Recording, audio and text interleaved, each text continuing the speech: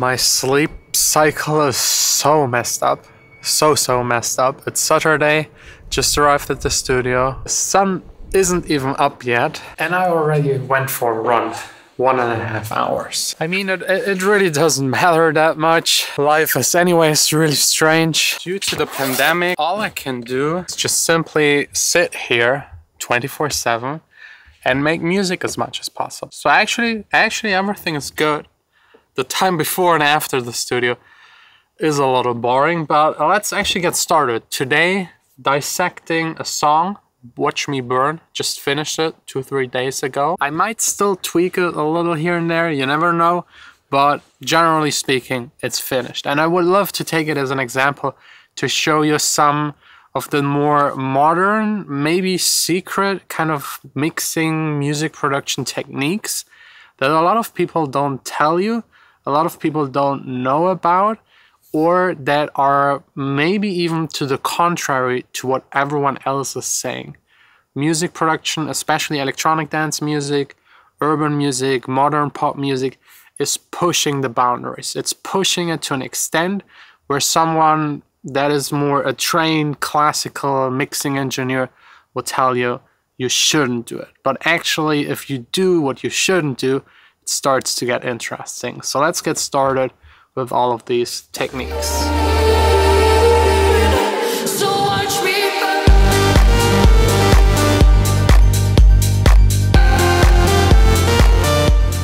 So you just heard the song in the intro. It's very simple. It's a club track, so it's not like a pop track where like verse, chorus, and like the bridge, everything is like very different.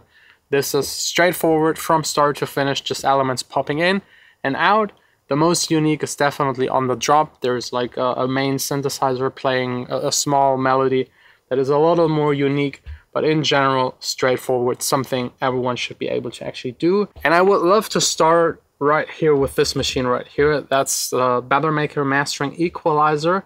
I've used it actually on the master, and that's something I personally like to do. I don't know if anyone else does it, but I actually like to EQ on the master. Not a lot, like maybe 1-2 dB here, up, down, just to check. Like sometimes I even push it harder, 5 dB up and down, because then like I can shape the overall balance of the song. And if I have the feeling, okay, I have to push 5 dB in the top end to get it where it should be, I know I need to go back in the mix and readjust certain layers to get there.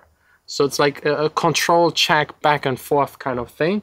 And sometimes it sounds even good to have those adjustments actually on the master, just to like, it kind of glues it a little together depending on what EQ you use. I'll just open up the plugin because it's a little easier for you to see. Right here, you can see I've set it to the mid and side mode. And yes, there's a little of pushing of frequencies like 1.6 dB, 1.9 dB in the stereo signal. So let's maybe play like right here in the middle of the song. And I can now just hit focus. And now we're only listening to the side signal. And as you can hear, I've cut away like all of the low end. I could cut it even harder. So that's really just to double check that nothing is really going on in stereo in the low end. This is a club track. We don't need that in a club track. For like a radio pop kind of song, yes, you could do it, but generally below 150 Hertz, you don't need stereo information necessarily. That's something a lot of people actually will tell you. It just makes a whole lot more sense. You have more punch, more room for kick and bass. Below 100 Hertz, kick and bass should be like the only stuff that is going on. But back to the EQing on the master. On the mid frequencies, I've also changed a couple of things. Low end a little, like just cutting away below 30 Hertz to just have more room and more loudness and get rid of the mud. And then pushing mid frequencies and also the very top isn't really necessary in a club kind of environment. You don't want to have the very top frequencies. They just hurt, especially when it's really loud. Next up, one of my favorites, and I think like the biggest like sound shaping tool to get that modern pushed kind of sound It's like equal to modern music, and that is actually OTT. It's basically on every big, huge sound, it's on there. It changes the sound by a lot. And it does exactly what sounds modern. It's like getting rid of some of the lower frequencies and pushing it more to the mid and more to the audible kind of range in a cool way. So let's maybe listen to the main synthesizer sound of this song.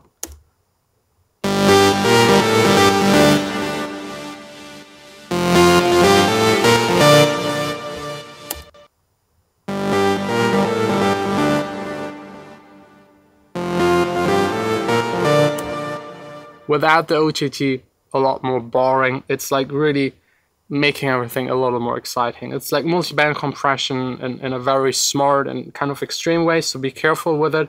Don't put it on everything, but if you make electronic dance music, you can consider it on almost everything. Like I've even put it sometimes on a kick where it doesn't make a whole lot of sense, but just a hint mixing in there without losing the low end, and it kind of works. While we're at it, the next thing, very important, having saturation and distortion also almost on everything. Just a hint here and there. It just roughens things up in a nice way, makes it more exciting, less boring. Let's actually listen to the synthesizer sound without any of the processing.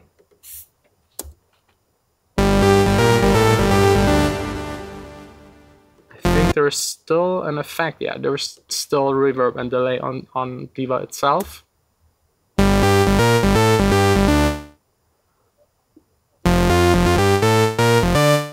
That's very boring, but it's the main sound and it's actually kind of cool. The drop hits, it's introduced for the very first time, but you need to add your effects to get it there. And you should do it yourself, because most presets, they're cluttered with effects, because the people making the presets, they just want the presets to sound good. Yeah, you need to do it yourself, because like again, you want to have control over it. So let's add everything again.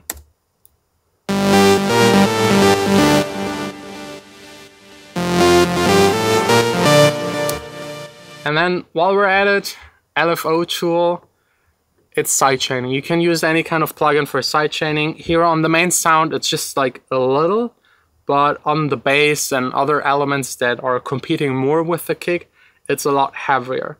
And you can even consider putting it on everything. The lower the instrument is playing, the more, and the higher, the less, and the shorter the sidechaining should be actually. But I know some people that put it on everything, every single element, to make sure that you can hear the click of the kick throughout entirely. And when you then compress everything on the master, it's anyways pulling everything out again, so you don't hear the sidechaining anymore that much. But be careful, if you put it on everything extreme, the entire track just pumps and it sounds really, really awkward. On the master itself, try to do as little as possible. Like this song, yes, there's a little bit of compression. Let's check how much actually. It should be just like...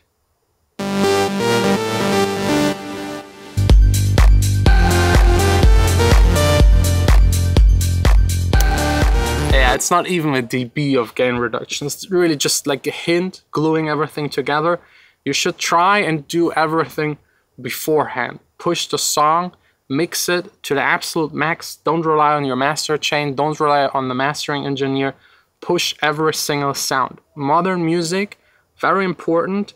Take every single sound in your song and blow it up as much as possible. Distortion, saturation, delays, reverbs, all of these kind of effects that just push everything out, get all of the frequencies out, like EQ everything on the individual track, push it, push it, push it.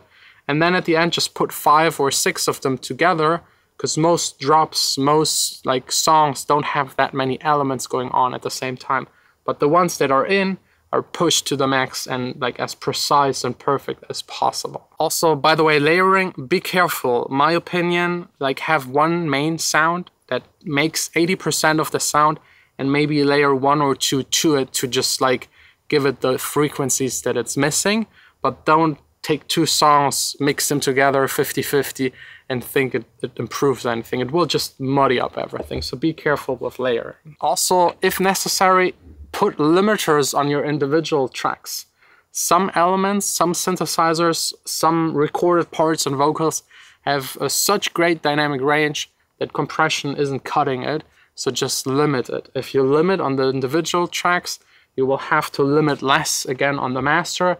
You will be able to push the track louder, have more control of the dynamic.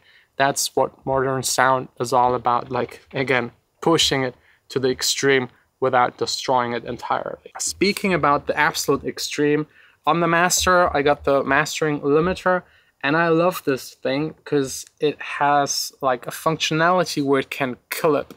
So I can, let's just play it.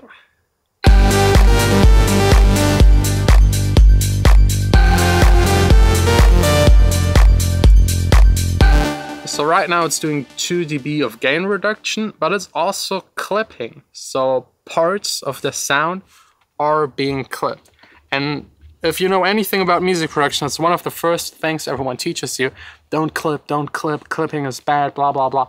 It's not. It can be really pleasing. It can give you like a really nice sound. You just have to use the right clipping. And there are some plugins that do like the good kind of clipping that give you like tone, character, and chopping off like some of the very, very top kind of stuff to just squeeze it even more makes sense if you really want to push it. And then last but not least, something I actually haven't used on this song are some of these coloring kind of plugins. Very modern.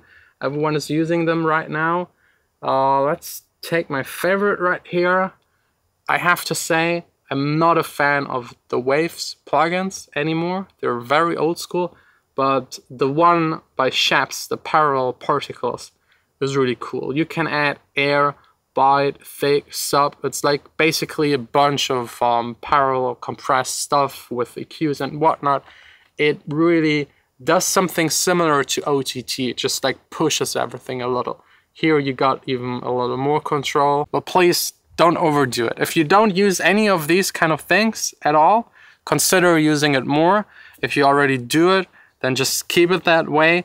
If you already use a ton of it, then don't add even more, because it's something where you have to be careful. If you push it a bit too far, you've like exceeded a certain realm where it just starts to sound very amateur and very, very cheap. Anyways, I think that's it. Next up, a bunch of music making, because when one song is finished, I immediately start with the next song.